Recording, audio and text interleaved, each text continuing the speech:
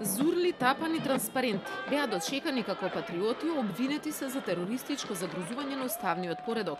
Уште во воведните зборови на стартот на судскиот процес за 33-цата обвинети, обвинителството потврди настаните насилството од 27 април лани не се резултат на зовриени емоции, туку испланирано сценарио. Адвокатите на обвинетите пак тврдеа спротивно, дека нема ниту Т од тероризам. Обвинителството продолжува со предистражната постапка и собира докази и за други лица што сметаме дека се одговорни за настаните на 27 април минатата година. Кој ќе имаме цврсти докази и за организаторите или нарачателите, вие кој што ги викате, тогаш и тие ќе бидат обвинети. До сега се обвинети само лицата за кои навистина имаме цврсти докази. Благодарам на јавното обвинителство што не просветли и во иднина морам да ветам дека ќе бидеме многу по-ажурни и повеќе ќе се трудиме да го читаме законот, да конечно можеби еден светол ден да го осознаеме онаш за кое што обвинителството така вично и со многу докази ги обвинува овие лица. Обвинението прави шема на тоа како бил организиран нападот на собранието. Ги подели обвинетите на 4 групи. Првата се од патриотските здруженија, кои организирале вкупно 68 маскирани напаѓачи кои учествувале во инцидентите. Втората група обвинети се вработените во МВР, кои не презделе никакви дејства да спречат насилство. Во третата група се пратениците кои според обвинението го изневериле собранието и принципите на кои се заколнале. А во четвртата група биле организаторите на протестите, кои со подпалувачки говори ги поттикнувале граѓаните да влезат во собранието. Каде на 27 април немало политичка реторика, туку примитивно насилство.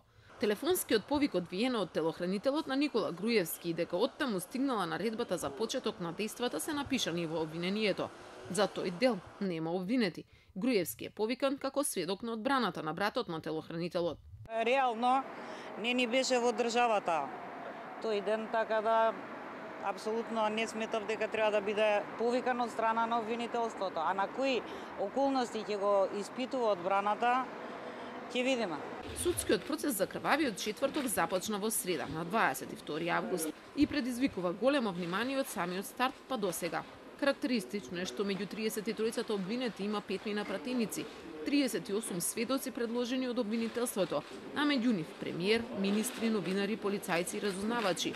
Повеќе од 70 часа снимен материјал од камери, што безбедносни, што новинарски, но и СМС и Вибер комуникации.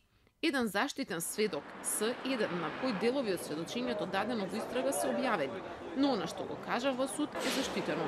Рочишта има, речи се секој ден, траат до доцна и по работно време, а во овој процес се одржа и најдолгото рочиште во историјата, кое траеше 14 часови. Кавгите меѓу адвокатите и судиката Добрила Кацарска, која го води случајот, се чести, кулминираа со поставување заменски адвокати. Утре можете вие да имате правен проблем. Може било кој во држава да има правен проблем, а адвокатурата не е во состојба со ваквиот однос на судот да ги обезбеди правата на граѓаните на Република Македонија. Како може да им бидат поставени бранители по службена должност на лица кои што имаат право на бранител по свој избор? По свој избор. Со сила? Ако не, тогаш нека се изрече денеска пресуда и ние нема веќе да бидеме ни декорни ништо. Не сме потребни очигледно. Крвавиот четврток ја тресеше јавноста, тогаш ја тресе и сега. Од слобода се бранат оние кои дадоа гаранција во пари дека нема да бегаат. Останатите се уште се или во домашен или во затворски притвор. На пратениците Љубен Арнаудов и Сашо Василевски кривичниот суд им го укина притворот ден пред гласањето за уставните измени. На Крсто Муковски часови пред гласањето. Ке замолам госпоѓата јавна обвинителка што го води овај процес, госпоѓата Русевска и госпоѓата Кацарска, да земат во увид за еден процес каде што се води делото 313, да биде со еднаков аршин, не поделеност. Или сите ќе бидат на слобода, или сите ќе бидат во притвор. Не може 11 души што нема материјално средства да бидат притворени, а тие што имат и што биле функционери и што ги штити државата со дупли аршини да бидат на слобода. Целта бил Зоран Заев, сведочеа неколкумина сведоци, но има ли организатор на крвавиот четврток за сега одговор нема. Дали има, но и кој е мозокот на инцидентот кој ќе остане длабоко врежан во македонската меморија останува прашање без одговор. Патриоти или терористи? Последна и пресудна треба да биде одлуката на судот. Но може ли во работата на правниците да се вмеша дилемата на политичарите за помирување или амнестија?